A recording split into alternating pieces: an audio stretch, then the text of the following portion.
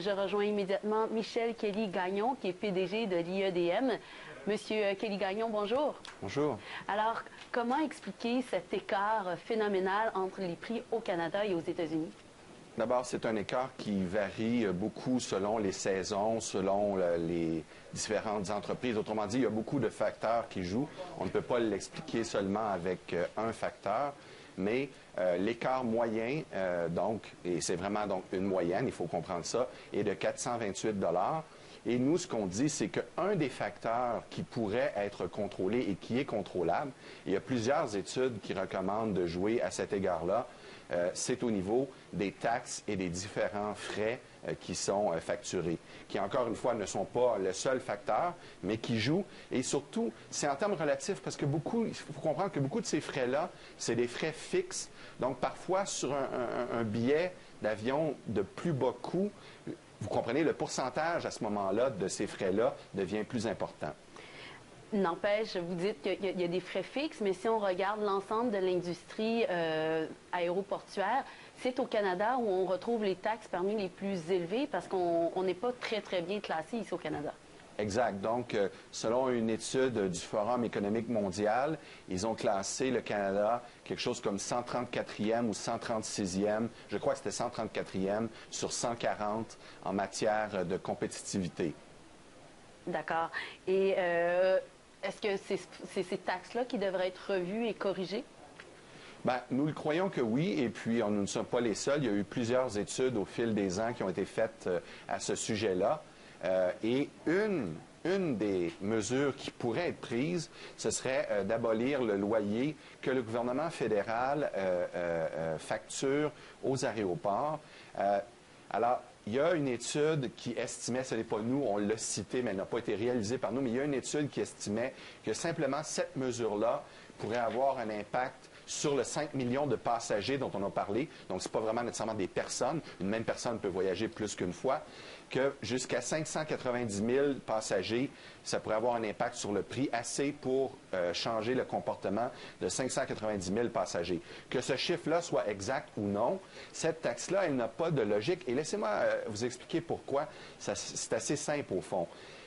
Quand vous êtes propriétaire et vous facturez ou vous demandez un loyer, il y a une logique qui est qu'en échange, vous êtes le gestionnaire de l'immeuble et en échange, s'il y a des améliorations locatives ou des investissements en termes de capital sur votre immeuble, c'est vous qui allez les faire. Or, le gouvernement fédéral ne fait ni l'une ni l'autre de ces choses-là depuis 1992 et pourtant, il continue à facturer un loyer. Donc, il n'y a pas une logique économique de justification de ce frais-là. Alors qu'il y a d'autres frais, par contre, comme les frais de sécurité, qui peuvent se justifier dans une logique d'utilisateur-payeur.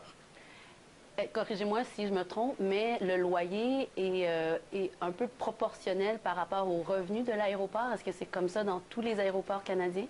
Exact, c'est ce que je comprends et notre spécialiste des transports pourra le préciser ou l'amender, mais ma compréhension, c'est que c'est en fonction du revenu et non pas des profits et que c'est un montant qui représente à peu près 280 millions de dollars par année collectés par le gouvernement fédéral. Et il y avait une citation dans un rapport du Sénat de juin 2012 qui disait « Il faut arrêter de concevoir nos aéroports canadiens comme étant des postes de payage et plutôt les voir comme étant une source de développement économique, comme une bougie d'allumage pour le développement économique du Canada. » Et donc, quand on a cette logique-là, où on voit les aéroports non seulement comme une vache à lait, mais comme quelque chose qui peut créer de la richesse, bien à ce moment-là, ça donne la justification pour avoir des politiques qui sont plus favorables.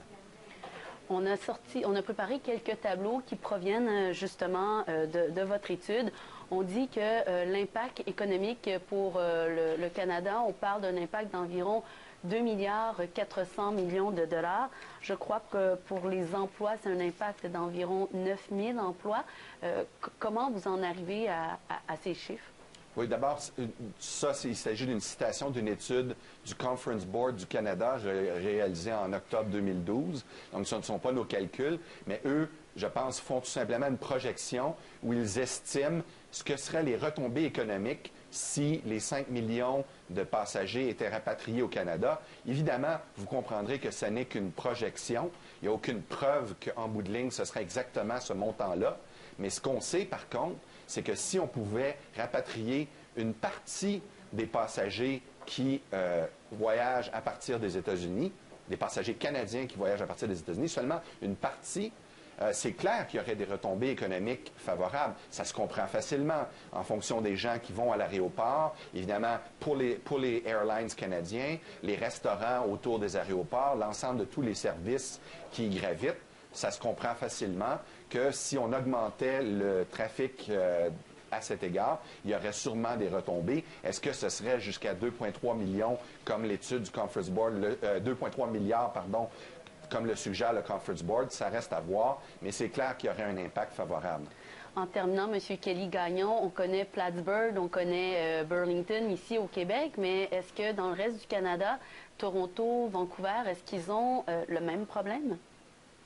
C'est effectivement ma compréhension. Et dans le rapport du Conseil des aéroports canadiens, enfin, je ne suis pas sûr que je dis correctement leur nom anglophone, là, mais ils ont mentionné que c'est un phénomène qui est connu. Et plus tôt aujourd'hui, j'avais même une conversation avec des gens de Sherbrooke qui disaient que l'aéroport de Sherbrooke, enfin, ils veulent développer un aéroport plus efficace à Sherbrooke avec des vols directs et qu'une de leurs craintes, c'est que sur la frontière américaine, il y a un aéroport américain qui va s'ouvrir pour leur faire directement compétition. Non, soyons clairs, nous ne sommes pas des protectionnistes. Le fait qu'il y ait de la concurrence de la part des aéroports américains, c'est une bonne chose. On n'est pas du tout opposé à cela. Mais la seule chose, c'est qu'il faudrait permettre à nos aéroports canadiens de faire concurrence sur un pied, sinon d'égalité, au moins sur un pied un peu plus comparable. Michel Kelly-Gagnon, PDG de l'Institut économique de Montréal, je vous remercie beaucoup. Merci à vous. Au revoir. Au revoir.